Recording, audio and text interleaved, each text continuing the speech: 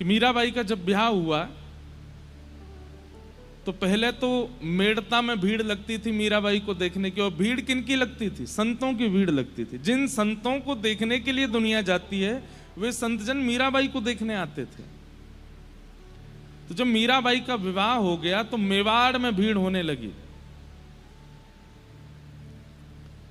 तो एक दिन कुंवर भोजराज जिनसे विवाह हुआ वो खिड़की पे खड़े खड़े नीचे देख रहे थे राजभवन की। तो देखा इतनी असंख्य भीड़ संतों की लगी है और सब टकटकी लगा करके देख रहे। बोले हमें पता चली मीराबाई का कमरा यही है, वो इसी खिड़की से देखती हैं कभी कभी।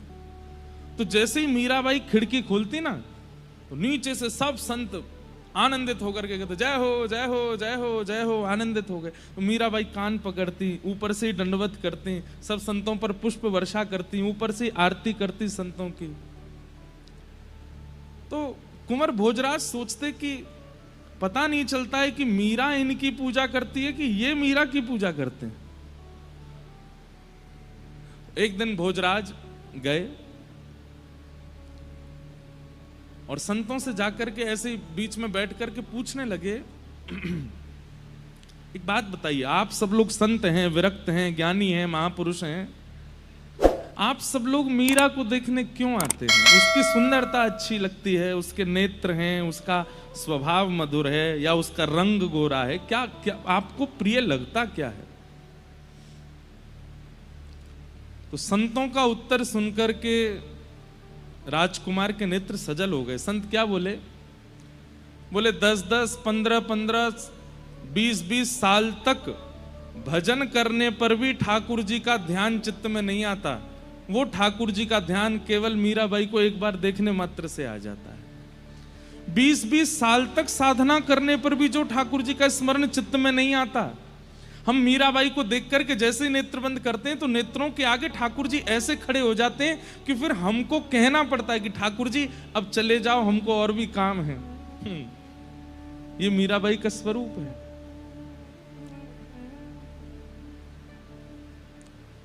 तो विचार कीजिए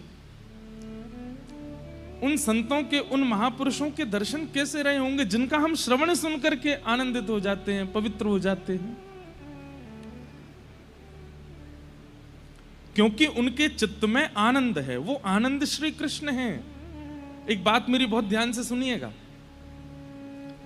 केवल प्रवचन से आपके चित्त में कृष्ण प्रकट हो रहे हैं, केवल बातें सुनाने से ही ठाकुर जी का अनुभव हो रहा है, तो इसमें मेरी कमी है। आपके भजन, आपके साधन, आपके नाम स्मरण से केवल आपका उद्धार हो रहा है तो यह आपकी कमी है। आप जिस सभा में जाओ, जिस व्यक्ति के सामने जाओ, जिस क्षेत्र में जाओ, आपकी उपस्थिति से भी थोड़ा औरा बदलना चाहिए उस जगह का, तब समझो कि भजन अब प्रस्फुटित हो रहा है। भक्त प्रहलाद, उनकी भक्ति का रंग धीरे धीरे चढ़ने लगा था राक्षसों पर, दैत्यों पर। एकमात्र हिरण्यकश्यप थे, उनके ऊपर प्रभाव नहीं पड़ रहा था। बाकी तो हिरण्यकश्यप जिन राक्षसों को कहता था कि मार दो, उनके चित्त में भी भक्ति जागृत होती थी प्रहलाद जी के प्रति।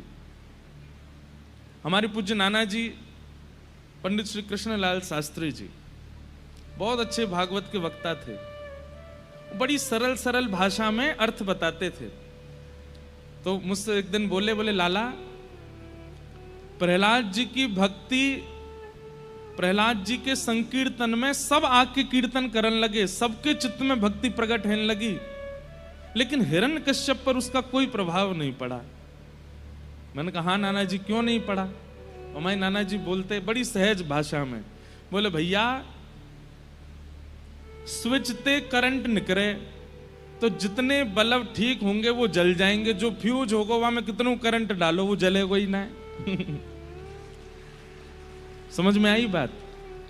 अगर बल्ब फ्यूज है, कितना भी करंट दे दो उसको, वो जलेगा नहीं? जल सकता। करंट आने पर बल्ब जल रहा है, इसका मतलब वो भीतर से फ्यूज नहीं है। ऐसे ही प्रहलाद जी जब कीर्तन करते तो राक्षस भी कीर्तन करने लगता है, लेकिन हिरण्यकश्यप नहीं करता था। क्यों? फ्यूज था।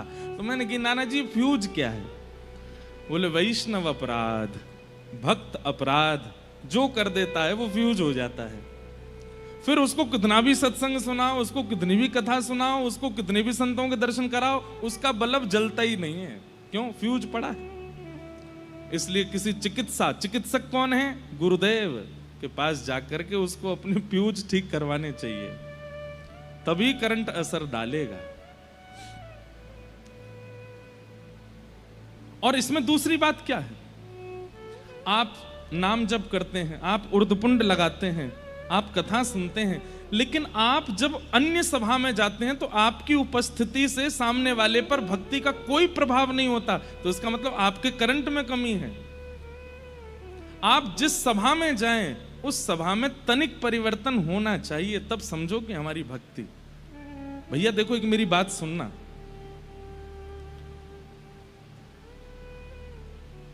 जैसे कोई व्यक्ति बहुत अच्छा भोजन बनाना जानता है,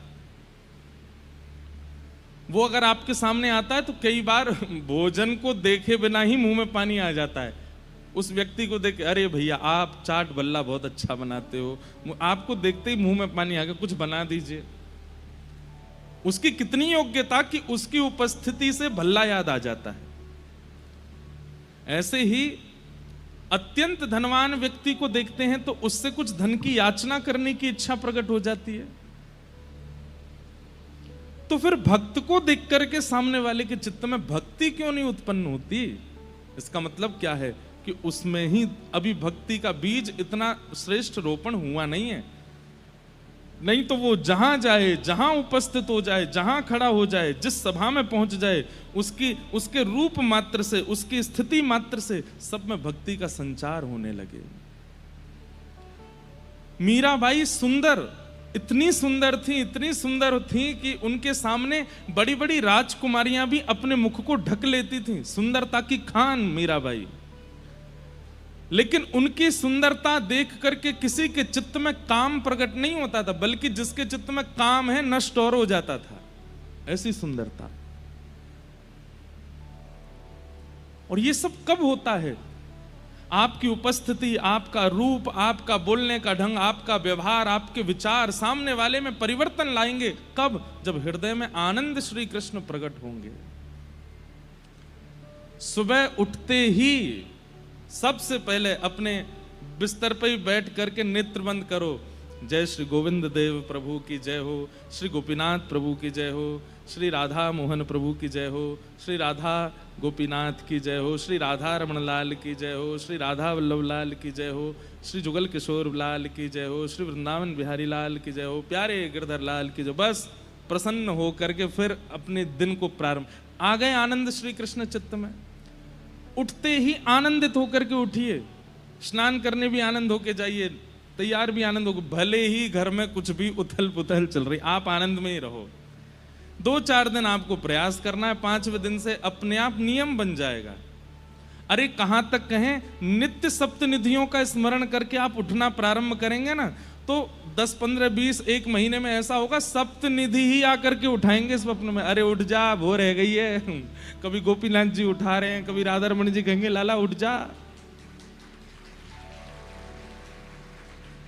आनंद घन श्री कृष्ण को चित्त में प्रकट करना ही जन्माष्टमी है, जन्मोत्सव है ठाकुर जी का। इसलिए बाकी सारे नियम बाद में, बाकी सारे क्रम बाद में, सबसे पहले ठाकुर जी को चित्त में विराजमान करो। उठते ही फिर अपने क्रम में जाइए।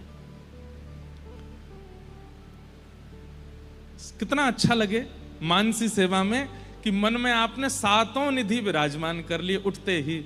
और फिर स्नान करने गए तो इस भाव से गए कि मैं भी नहाऊंगा या मैं भी नहाऊंगी और इन 7 को भी नहवाऊंगी। वो भी स्नान कर रहे हैं। तो स्नान करते समय भावना क्या है कि हाथ में शंख है और हाँ गोपीनाथ जी स्नान कर रहे हैं, राधा रमण जी स्नान कर रहे हैं, राधा वल्लभ जी स्नान कर रहे हैं।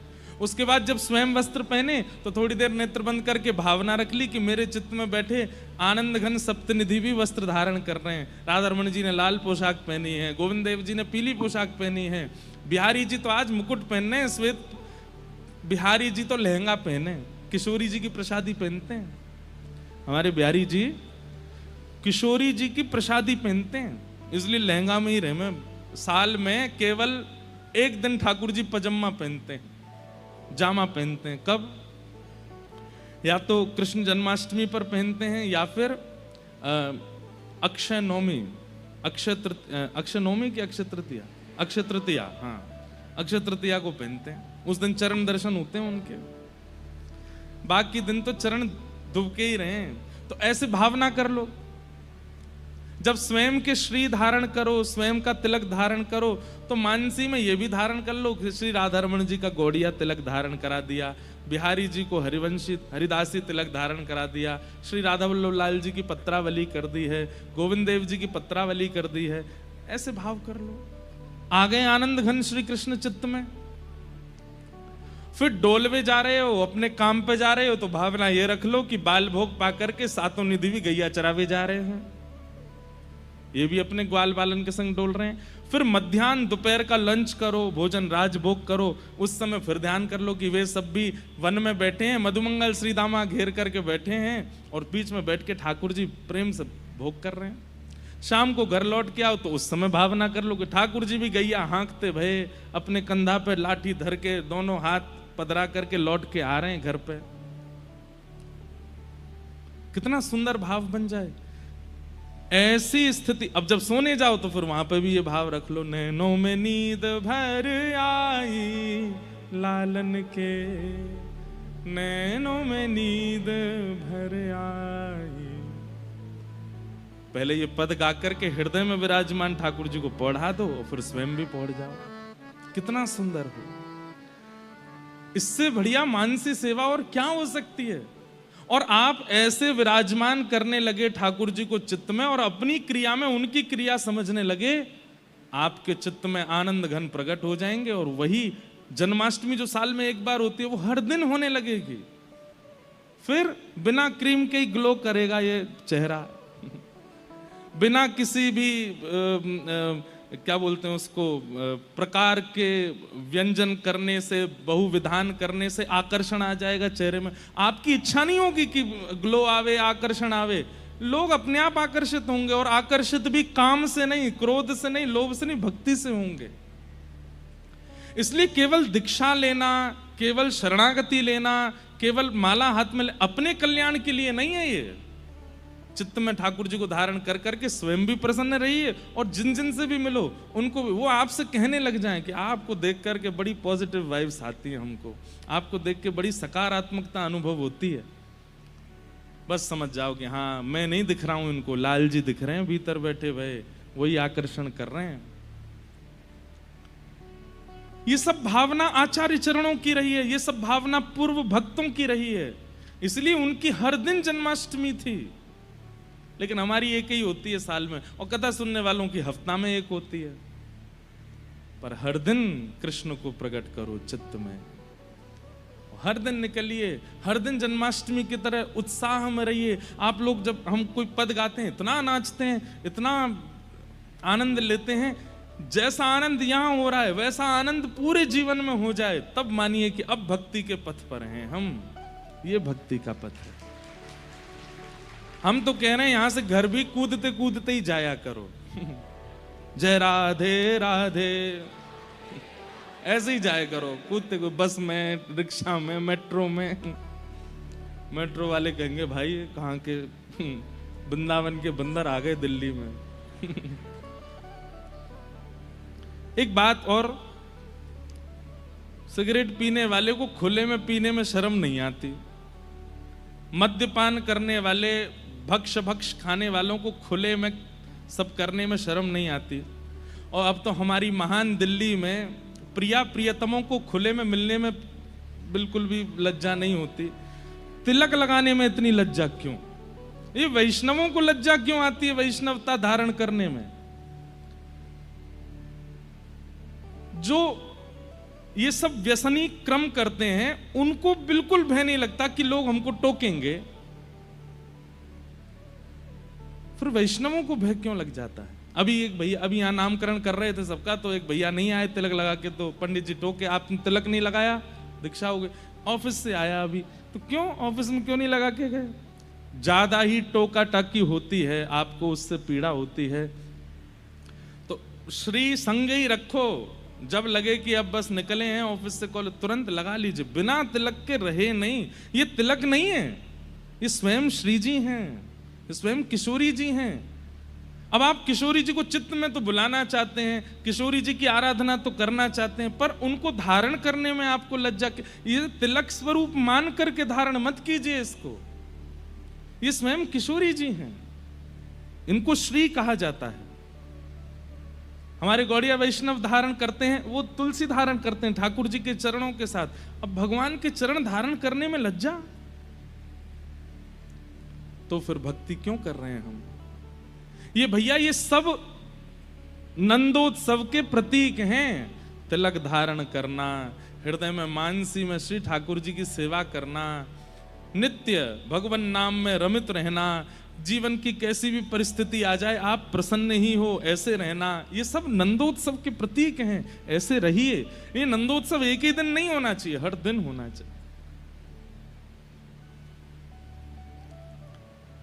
तब आपको गाने का अधिकार है। नंद घरा नंद भयो जय कन्हैया लाल की, नंद घरा नंद भयो जय कन्हैया लाल। हे मन में आनंद भयो जय कन्हैया लाल की, मन में आनंद भयो जय कन्हैया लाल की। ओ जय कन्हैया लाल की, जय कन्हैया लाल की, जय कन्हैया लाल की, जय कन्हैया लाल की, जय कन्हैया लाल की, जय यशोदा लाल की, जय कन्हैया लाल की, जय यशोदा लाल की। आहा हो नंद घरा नंद भयो जय कन्हैया लाल की, नंद घरा नंद भयो जय कन्हैया लाल की। कितना अच्छा लगे ऑफिस जाने से पहले माताजी पिताजी को बीच घर के आंगन में खड़ा करके हाथ पकड़ के घूम रहे हैं और गाते हुए जा रहे हैं। हाथी दीने घोड़ा दीने और दीनी पालकी, हाथी दीने घोड़ा दीने और दीनी पालकी। हे बालकन को लाडू पेड़ा बूढ़न को लापसी, बालकन को लाडू पेड़ा बूढ़न को लापसी।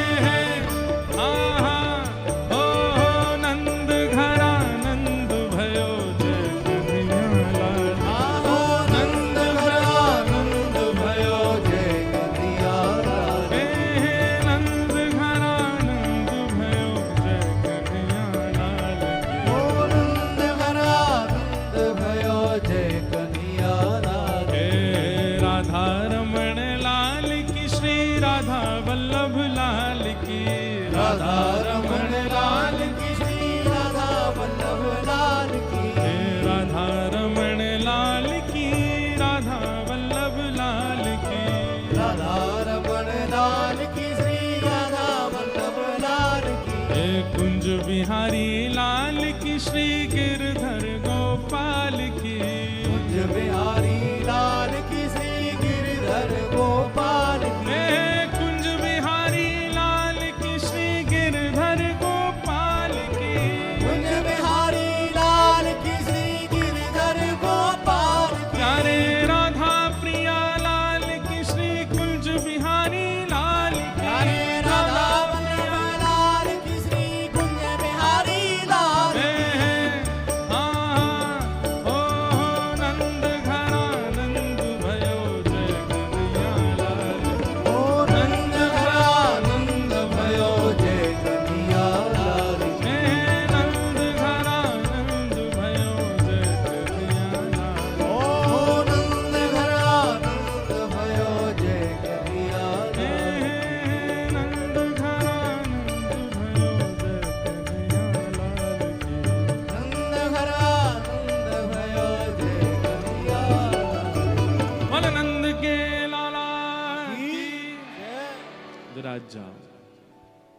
हो गई हर दिन जन्माष्टमी।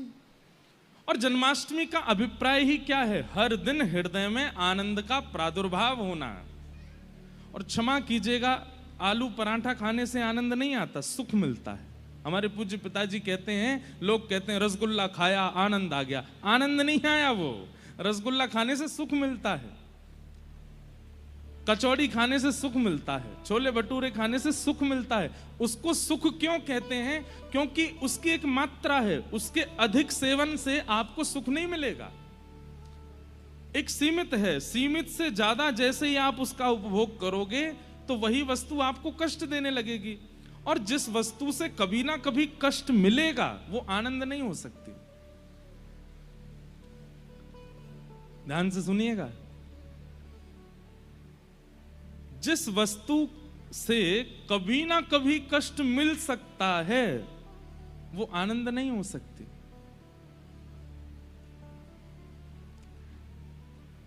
बुरा नहीं मानिएगा, माता पिता जब उनका ब्याह हो जाता है तो उनकी बड़ी इच्छा होती है कि एक संतान हमारे घर में हो। जब संतान हो जाती है इतने खुश होते हैं माता पिता, इतने प्रसन्न होते हैं। श्री जी की कृपा से हमारे घर लाला भयो, लाली भाई जो भी, धीरे धीरे वो बड़ा होने लगता है। जैसे ही घुटनों पर चलने लगता है, जैसे उसके 2 दांत निकल जाते हैं, हाथ पांव निकलने लगते हैं, फिर वो निकल के भागता है और फिर तोड़ फोड़ मचा, पूरे घर पे ड्राइंग बना दी, कहीं डायनासोर बने हैं, कहीं नाग बने हैं, कहीं कुछ भूत बने हैं। कई बालक तो इतने निपुण होते हैं कि इतने भयानक भूत तो पिक्चर वाले नहीं बनाते जितने वो बना देते हैं, और कई बालक वो कथा में आते हैं वो मुझे और बना के लाते हैं। एक दो तो ऐसे आते हैं कि मैं खुद को देख, जब मैं बहुत कभी थक जाता हूं, हम निराश नहीं होते, हम हताश नहीं होते, हम थकते हैं क्योंकि इतना भागते हैं दिन भर। जब बिल्कुल ऐसे होता है कि अब क्या करें, बहुत थक गए, तो अपने वो चित्र देखता हूँ, वाह कितने बढ़िया लग रहे हैं। तो जब बालक इतने ऊधमी हो जाते हैं ना, कभी कभी वो माताएं पिता सिर पकड़ लेते हैं, भाई इससे बढ़िया तो बिना इसके ही थे, ये काय को आ गया जीवन में। ठीक है थोड़ी देर के लिए बोलते तो हैं, कम से कम संसार में कोई भी वस्तु अधिक समय तक सुख नहीं दे सकती। किसी भी वस्तु का अति भोग जैसे ही आप करोगे, अति भोग, अति सेवन, वो कष्ट देगा। लेकिन ठाकुर जी की संबंधी भी किसी भी वस्तु का भी अति सेवन कष्ट नहीं दे सकता। कई लोग मुझे लिख के देते हैं, महाराज जी आप कथा में ये मत बोला कीजिए कि 4 दिन हो गए कथा को, क्योंकि हमें फिर पता चलता है 3 दिन रह गए, वो इतने कष्टदायी लगता है कि अब 3 ही दिन रह गए। अब पीड़ा की प्रकार, कईयों को नहीं हो रहा होगा, कईयों को कोई फर्क नहीं पड़ रहा है, ठीक है यार बोलते रहते हैं, हम तो केवल आमंत्रण पे आए, हमारे परिवार वालों ने बुलाया तो आ गए, हमको क्या, तुम आज जाओ कल चले जाओ। पर कईयों की स्थिति, और हम बता दें कि परसों कथा पूरी होनी है और उसके बाद 2 साल तो दिल्ली में कथा नहीं है। कितनी पीड़ादायी लगती है ये बात, आपको भी लगती है, हमें भी लगती है कि इतने वैष्णव, जबकि हमारी तो कथा है ही है सब जगह, पर लगता है, हृदय में चुभता है। हमारे गिरधर लाल जी का उत्सव होता है, हर साल होता है, लेकिन उत्सव का विश्राम दिवस, जबकि इतने थके होते हैं 7 दिन के, लेकिन विश्राम दिवस पर लगता अब 1 साल बाद उत्सव होगा।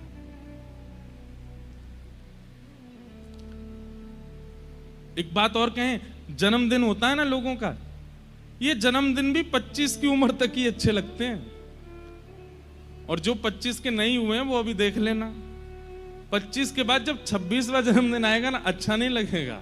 27वें जन्मदिन में हो गए, ठीक है यार ये तो कोई ऐसा, जैसे मतलब अच्छा तो लगता है, पर बचपन में जैसा एक्साइटमेंट होता था वो खत्म होने लगता है, धीरे धीरे कम हो जाता है।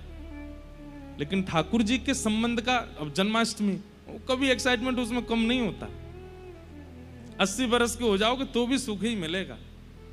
क्यों? क्योंकि वो सुख नहीं है, वो आनंद है। जिसका अति सेवन पीड़ा ना देता हो वो श्री कृष्ण है।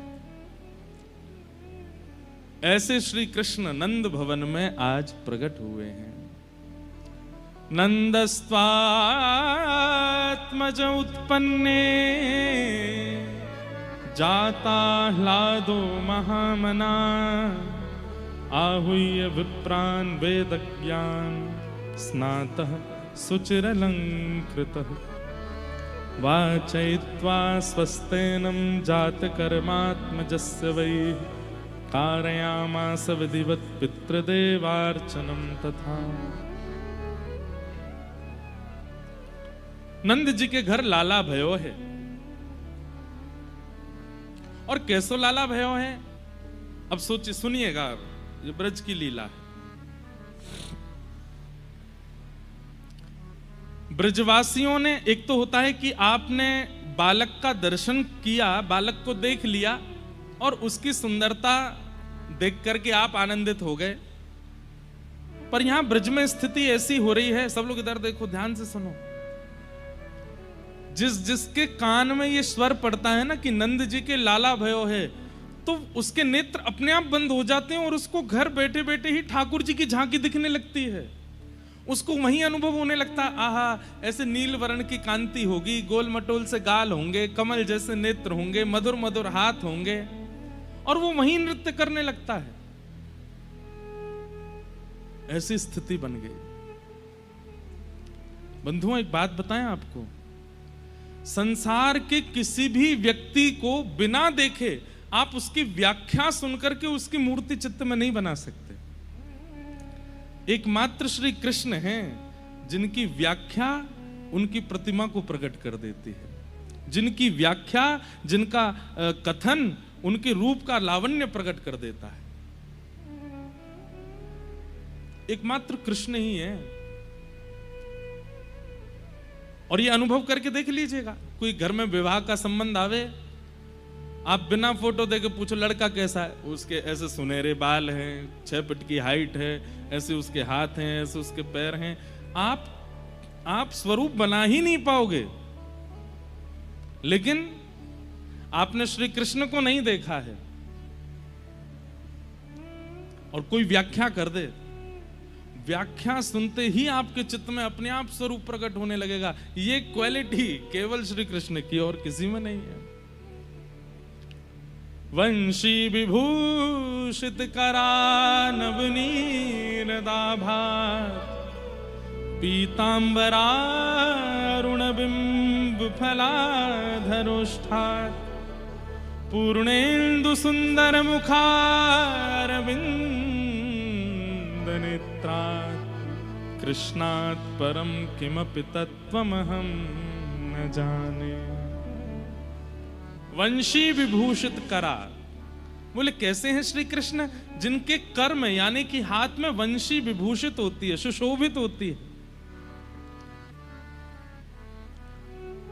पीतांबर धारण करते हैं, नवनील दाभात, उनका श्रीअंग कैसा है? बोले जैसे कोई नीला गहरा पानी हो, ऐसा रंग है ठाकुर जी का।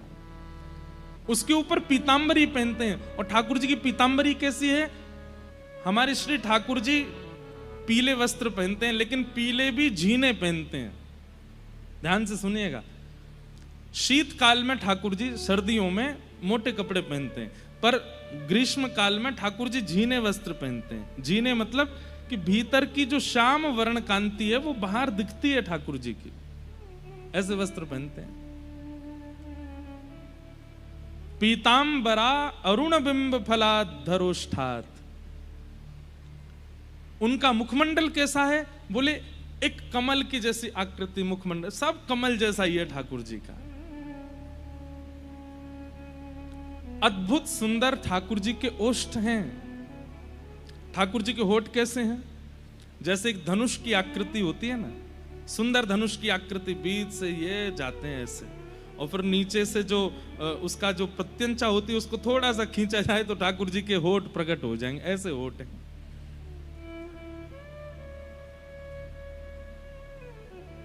पूर्णेन्दु सुंदर मुखा, जैसे कोई पूर्णिमा का चंद्रमा दिखता है, ऐसे ठाकुर जी का मुखमंडल आकर्षित करता है अपनी ओर। अरविंद नेत्रात्, ठाकुर जी के जो नेत्र का अंतिम छोर है वो बहुत लंबे तक जाता है। कई लोगों में भी आपको देखने का मिलेगा कि उनके नेत्रों का जो अंतिम छोर है वो थोड़ा पीछे तक जाता है। आप लोग मत करना, नहीं तो पड़ोसियों की तरह लगोगे। वो वाला ये पीछे नहीं। एक और होता है कि मोटे नेत्र हैं पर ये अंतिम छोड़ काफी बड़ा पीछे तक जाता है। ऐसे नेत्र ठाकुर जी के ही हैं। इसलिए ठाकुर जी की जो ये काली माँ है ना बीच की, ये जब ऐसे तिरछे देखते हैं हम यहीं तक देख सकते हैं, पर ठाकुर जी यहां तक भी देख लेते हैं, वो ऐसे घूम जाती है। उसी को तो कहते कटाक्ष नेत्र। जादू भरी तेरी आंखें जिधर गई, नैनों की कटारी वारी वारी छुई मुई छतियां से तर गई। ऐसे ठाकुर जी के नेत्र हैं। कहां तक वर्णन करें, अभी तो जन्म भयो लाला को। जन्म लेता बालक, बुरा नहीं मानिएगा, इतना ज्यादा सुंदर नहीं लगता। ऐसा लगता है चूहा का सा बालक, छोटा सा।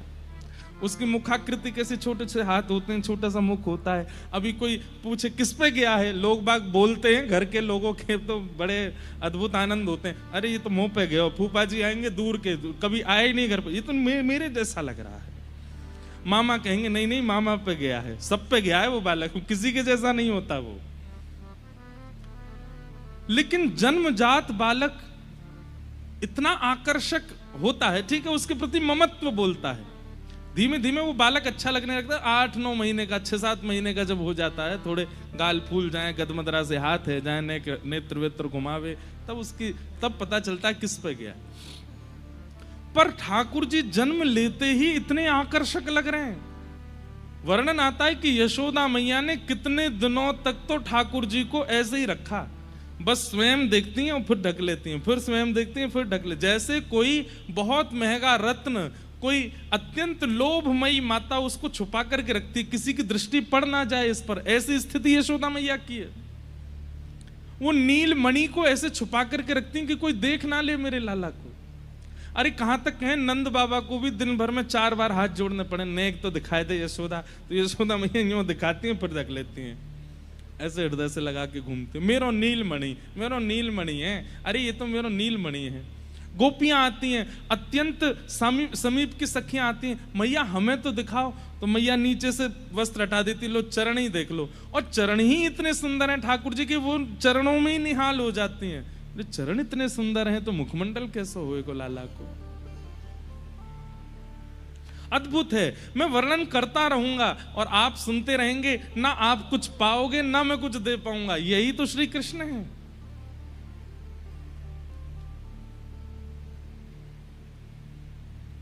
ब्राह्मणों ने जाकर के स्वस्ति वाचन किया, ठाकुर जी को आशीष प्रदान किया। सब ब्रजवासी बड़े आनंद में नाच रहे हैं, निमग्न हो रहे हैं। 6 महीने तक नंदोत्सव ऐसे चलता रहा जैसे रात भर ही चला हो। 6 महीने ऐसे व्यतीत हो गए जैसे एक रात्रि निकल के गई हो। यह स्वभाव है संसार का कि यहां कष्ट के क्षण बहुत लंबे लगते हैं और आनंद के क्षण चुटकी के समान लगते हैं, जल्दी जल्दी निकल जाते हैं। लेकिन फिर भी हम जितना भी आनंद अनुभव करते हो, घर में ब्याह हो रहा है, 4 दिन का फंक्शन चल रहा है, तो 4 दिन जैसे ही पूरे होते हैं ना, तो फिर सब लोग बात करते हैं, ऐसा लगा कि अभी तो शुरू हुआ था, अभी पूरा हो गया। लेकिन यहां 6 महीने निकल गए। इतना लंबा समय किसी हम लोगों को अनुभव नहीं होता। 6 महीने बाद ग्वाल बाल आपस में चर्चा करते हुए कह रहे हैं, भैया रात भर है गई नाचते नाचते, देख तो ले नंद को लाला कैसो है। तब कोई आके बोलो रात भर ना नाचे, 6 महीना निकल गए। बोले 6 महीना निकल गए। हाँ, सोचो आनंद की क्या स्थिति रही होगी। भागवत जी में वर्णन आता है, अवाद्यंत विचित्राणी वादत्राणी महोत्सवे। बोले कैसा महोत्सव मनाया नंद भवन में। पहली बात तो कोई भी बुरा नहीं मान रहा है, किसी के ऊपर चढ़ रहे हैं, किसी के वस्त्र फाड़ रहे हैं, किसी को उठा के फेंक रहे हैं, किसी के ऊपर नाच रहे हैं, कोई बुरा नहीं मान रहा है, सबको सुख ही मिल रहा है। कोई किसी और के साथ में जैसे आनंद की चरम स्थिति होती है कि दूसरे को परेशान करो, लेकिन यहां परेशान होने वाला भी कह रहा, अरे तो जितनो है सके कल ले भैया, नंद जी के लाला भयो तो कू बधाई। पहली बात। दूसरी बात, किसी को भोजन की सुध नहीं है। इन 6 महीनों में ब्रजवासियों ने क्या खाया ये उनको खुद नहीं पता। प्यास कब लगी है, पानी कब पिया है, इसका भी उनको भान नहीं है। सोए कब है ये पता नहीं है। और ये जितने भी संगीत के साज हैं, इनका तो एक समय है, उतनी देर ही बज सकते हैं। तो बोले 6 महीने तक फिर क्या बज रहा था? तो कहते हैं हमारे वेदव्यास जी महाराज, अवाद्यंत विचित्राणी। बोले विचित्र विचित्र वाद्य बज रहे हैं। कैसे? कोई मुंह से आवाज निकाल रहा है, कोई ड्रम मिल गया उसी को बजा रहा है, कोई थाली बजा रहा है, अरे कोई किसी के सिर पर चढ़ गया है, उसके बाल नहीं है तो उसके सिर को ही बजा रहे हैं, कोई किसी के हाथ में हाथ देकर के ताली बजा रहा है। ऐसे विचित्र विचित्र वाद्य बजा रहे हैं और सब गा रहे हैं, नंद घनानंद भयो जय कन्हैया लाल की। दही की कीच भई है और वह दही के बीच में कमर कमर तक दही फैलो है, और वह दही के बीच में श्री नंद बाबा को खड़े करके और अपने अपने पटकान से पटका बांध करके नंद बाबा को बीच में पकड़ के, एक तरफ ब्रजवासी खड़े है गए, दूसरी तरफ ब्रजवासी खड़े है गए, और बीच में नंद बाबा को ही मानो जैसे मंदिराचल पर्वत बना करके घर्षण कर रहे हैं। और नंद बाबा के मुख से जब बधाई हो शब्द निकलता है तो मानो जैसे मंदिराचल पर्वत को देवता घर्षण कर रहे हैं और उसके भीतर से अमृत प्रकट हो रहा हो, ऐसे आनंद प्रकट हो रहे हैं। देवी देवता आकाश मार्ग से आ रहे हैं ठाकुर जी का दर्शन करने के लिए। इतने में ही वृषभानु जी आ गए। और वृषभानु जी कैसे आए? अनेक ब्रजवासियों को लेकर के आए, सबके सिर पर बड़े बड़े थाल हैं और उन थालों में सामग्रियां रखी हुई हैं। वृषभानु जी और नंद बाबा जब अपने युवा काल में जमुना जी में स्नान करते थे तो हाथ पकड़ के डुबकी लगाते और मनोकामना मांगते, हमारी गैया स्वस्थ है जाएं, हमारी गैयान को सब मंगल है जाए, ब्रजवासी सब मंगल में है जाएं, हे यमुना मैया आप सदा यूं ही ब्रज में बहती रहो। ऐसे सबके कल्याण की कामना मांगते और मांगते मांगते भानु बाबा कहते, ए नंद बाबा, अगर तुम्हारे लाला भयो और मेरे लाली भई, या मेरे लाला भयो तुम्हारी लाली भई, तो हम दोनों को ब्याह कर देंगे, हम दोनों समधी बनेंगे। और ये कह के दोनों डुबकी लगाते। आज जब नंद बाबा के लाला भयो, तो ब्रज में 2 पक्ष हैं। एक पक्ष तो है कि लाली 1 साल पहले भई है, पर एक पक्ष है कि लाली 1 साल बाद भई है। कई जगह बधाइयां आती हैं, उन बधाइयों में ऐसा वर्णन आता है कि यशोदा मैया लाला को लेके आई हैं किशोरी जी के जन्म होने पे, तो उससे ये बात सिद्ध होती है कि ठाकुर जी पहले आए हैं। पर कई पक्षों में ऐसा वर्णन आता है कि किशोरी जी का पहले। अब हमको क्या, हम दोनों में राजी हैं, चाहे श्री जी पहले आई हो चाहे श्री जी, अच्छा श्री जी बाद में भी आई हो तो भी हमारे माई श्यामा जू को। कहीं अगर ये पक्ष है कि 1 साल पहले किशोरी जी जन्मी इसलिए उनका राज चलता है, ऐसा नहीं है। वो 10 साल बाद भी जन्मी होती तो भी चलती श्री जी की, ठाकुर जी की ना चलेगी, चलेगी हमारी किशोरी जी की। तो कहते हैं कि वृषभानु बाबा की अभी लाली भई नहीं है, और भानु बाबा खूब सारी बधाई लेकर के आए।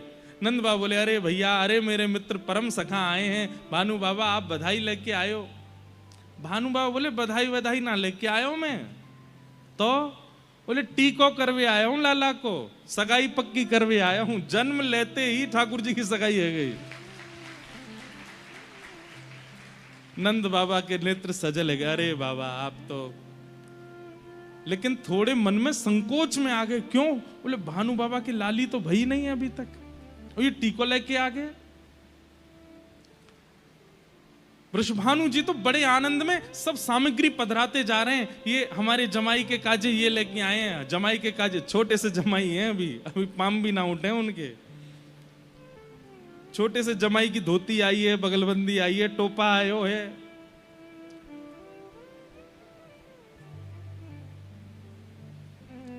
हमारे ब्रज में गाते हैं, नंद महर घर धोटा जायो। ये देखो कुछ लोगों को पता है, मैं कहूंगा नंद महर घर धोटा जायो, आपको कहनो बरसाने से टीको आयो। टीको तिलक आयो ठाकुर जी को। नंद महर घर धोटा जायो, बरसाने से टीको आयो। नंद महर घर धोटा जायो, बरसाने से टीको आयो। नंद महर घर ढोंटा जायो, बरसाने ते टीको हे आयो, नंद महर घर लाला आयो, बरसाने ते टीको हे आयो, नंद महर घर ढोंटा जायो, बरसाने ते टीको आयो, श्री नंद महर घर ढोंटा जायो। बरसाने ते टीको आयो। ऐसे सब गाने लगे। बोले नंद महर घर लाला आयो, बरसाने से टीको आयो। टीको आयो ठाकुर जी के काज। नंद बाबा बड़े प्रसन्न हैं, लेकिन बड़े संकोच में कि लाली तो भई नहीं है, पहले ही टीको कर रहे हैं। तो बड़े संकोच में नंद बाबा ने धीमे से पूछा, भानु बाबा एक बात करनी है। बोले कहा। बोले आप ये सब टीको लेके आए हैं, लाला को तिलक कर रहे हैं, लाला को सुंदर स्वर्ण के आभूषण पहना रहे हैं, हाथ पावन में कड़ूला पहना रहे हैं, अपने जमाई मान के उनके चरण छू रहे हैं, लेकिन बहू को तो जन्म भयो ही ना है अभी तक। बिना बहू के आपने जमाई पक्को कर लियो, खुद सास ससुर बन गए। बुरा मत मानियो, मैं जानू आपको कष्ट होगा अगर मैं ऐसा कहूंगा तो, लेकिन लाली तो भई नहीं अभी तक। भानु बाबा बोले, ए नंद बाबा, हमको ऐसी उड़ती उड़ती खबर लगी है कि तुम्हारो लाला जो है साक्षात नारायण ही आयो है, और नारायण को यदि हम तिलक कर जाएंगे, नारायण तो परब्रह्म है, परब्रह्म तुम्हारो लाला नहीं है लेकिन परब्रह्म समान है ना। अगर हम परब्रह्म समान को तिलक कर जाएंगे, पहले ही सास ससुर की पदवी पर आ जाएंगे, तो फिर परब्रह्म को सोच करके अपनी बहू हमारे यहां भेजनी पड़ेगी। हमारे हम पहले ही तिलक कर रहे हैं। लाली ना है भाई, लेकिन टीको करके जाएंगे तो लाली को आनो पड़ेगा। और हम बताएं आपको एक बात, नंद बाबू बोले कहा, बोले आपके यहाँ लाला है वे ते हमारे बरसाने में इतना आनंद है क्योंकि हम अब पक्को कर गए हैं कि हमारे यहाँ लाली ही आवेगी। क्योंकि ये तो निश्चित हो, लाली आपके यहाँ आती तो लाला हमारे यहाँ आतो, लेकिन लाला आपके यहाँ आए हो तो निश्चित है कि लाली हमारे यहाँ ही आवेगी। ये बड़ी अंतरंग चर्चाएं हैं हमारे ब्रज के भाव की। और फिर एक साल बाद जब किशोरी जी का प्रादुर्भाव हुआ तो यशोदा मैया गई और अपनी गोद में ऐसे लाला को किनारे पर दबाए के लेके गई हैं। ठाकुर जी अपने जन्म के समय टीके में जो वस्त्र आए थे वही पहन के गए, पीली बगलबंदी, पीली धोती, गले में बगनखा, कानन में कुंडल, बढ़िया सुंदर तिलक। लाला जैसे बाहर आए तो यूं लग रही 1 साल को दुल्हा जा रहा है, अभी अभी बहू को जन्म भयो है, मुंह दिखाई कहवे जा रही है। आहा, वहां किशोरी जी पलना में है, पूरे बरसाने में उत्सव है रो है। और जैसे ही नंद बाबा यशोदा मैया पहुंची, सब लाली को देख देख करके महाराज रतन लुटा रहे हैं। अच्छा एक बात और बताएं, बरसाने को उत्सव देख करके नंद और यशोदा आपस में चर्चा कर रहे हैं। बोले हमारे लाला को उत्सव 6 महीना तक चलते रहो। रास्ता में पहले तो चर्चा हेती आ रही कि हमारे जैसा उत्सव ना करेंगे वृषभानु जी, लेकिन जैसे ही बरसानो आने वारो है, दूरते ही चंदन की सुगंधी आ रही है, केसर की सुगंधी आ रही है, इत्र की सुगंधी आ रही है। नंद बाबा कह रहे हैं, अरे भैया इतनी सुंदर सुगंधी कहां से आ रही है? बोले कि बरसाने तैयार। अरे बरसाने तो अभी बहुत दूर है, तो सोच लो किलोमीटर दूर तक तो सुगंधी आ रही है, तो उत्सव कैसे है होगा?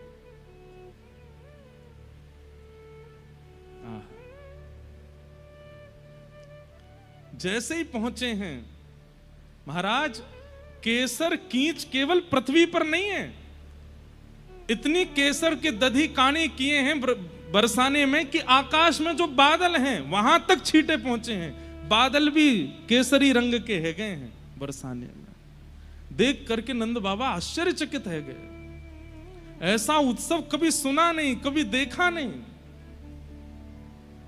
नंद बाबा यशोदा मैया तो बोले हमारो उत्सव तो कछु ना भय हो जैसो इनको है रो है। लाली के प्रकट को यशोदा मैया ने जैसे ही लाली निहारी हैं पलना में, जितने रत्न लेके आई, जितने स्वर्ण चांदी आदि सब लेकर के आई लाली को देवे के काजे, वो सब तो फीके लगन लगे। सब सखियां लाला के दें, लो मैया अर्पण कर दो, अरे रहन दे, ये या के लायक ना है, अरे या की उपमा के आगे फीके हैं, इनको किनारे कर दे, ये सब या के योग्य हैं ही नहीं। जबकि यशोदा मैया कोई सामान्य रत्न लेकर के नहीं आई हैं, लेकिन किशोरी जी की मुखाकृति के आगे सब फीके लगन लगे। यशोदा मैया बोली मुंह पे तो कुछ है ही ना कि मैं लाली को दे सकूं, तभी दृष्टि पड़ी, और दृष्टि ना पड़ी होगी तो बगल में बैठे लाला नोच गए होंगे, मुंह तो देख लो, मैं तो रत्न हूं। यशोदा मैया की दृष्टि पड़ी, हम भाई जी है मेरे हृदय को रत्न, तो लाला लेकर के किशोरी जी पे 8 बार वार करके लाला ही अर्पित कर दिए किशोरी जी के चरणन में। बोले जय ही है इनको।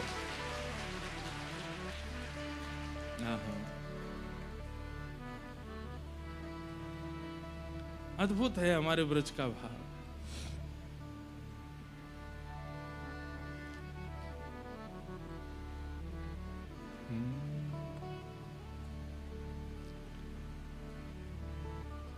अब दोनों युगल मिले तो एक पद तो गा ही दें कोई।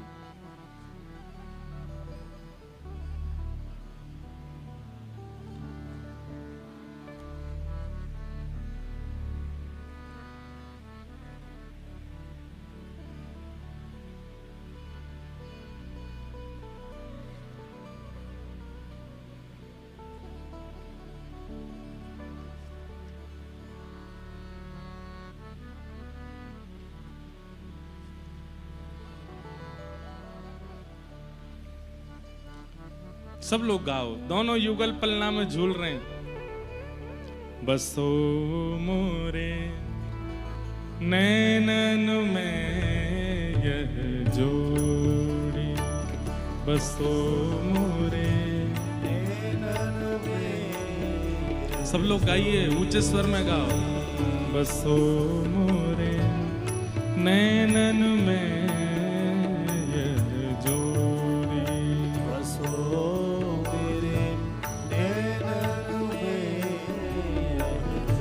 सुंदर श्याम कमल दल लोचन, सुंदर श्याम कमल दल लोचन, सुंदर श्याम कमल दल लोचन, सुंदर श्याम कमल दल लोचन। संग वृषभानु किशोरी, संग वृषभानु किशोरी, संग वृषभानु किशोरी, संग वृषभानु किशोरी। बसो मोरे नैनन में यह जोड़ी, बसो मेरे नैनन में बसो मोरे नैनन में यह जोड़ी, बसो मेरे नैनन में। मोर मुकुट मकराकृत कुंडल, मोर मुकुट मकराकृत कुंडल, मोर मुकुट मकराकृत कुंडल, मोर मुकुट मकराकृत कुंडल, नीलांबर झकझोरी,